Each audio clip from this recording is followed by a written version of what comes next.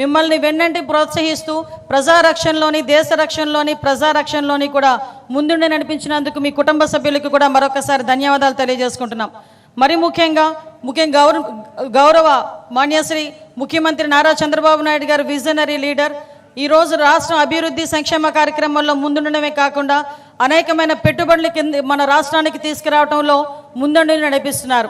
ఈరోజు రాష్ట్రానికి పెట్టుబడి రావాలన్నా, అభివృద్ధిలో ముందుకెళ్లాలన్నా, సంక్షేమం సక్రమంగా జరగాలన్నా కూడా ఈరోజు మనందరం కూడా ప్రజలందరూ కూడా నిర్భయంగా భద్రత పటిష్టంగా ఉండే పరిస్థితి ఉండాలి.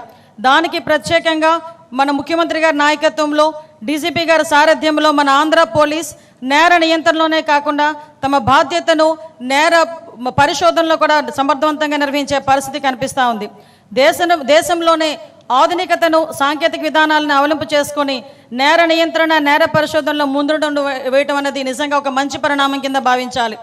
పర్టికులర్గా ఎప్పుడూ కూడా మహిళా రక్షణే దేశ రక్షణగా ఎక్కువగా భావించే వ్యక్తి, మహిళా రక్షణకి పెద్దపీట వేసే వ్యక్తిగా ప్రతిసారి కూడా తన అడ్మినిస్ట్రేషన్లో మహిళలను రక్షణగా ఉంచాలి, భద్రతగా ఉంచాలి, భరోసాగా ఉంచాలి.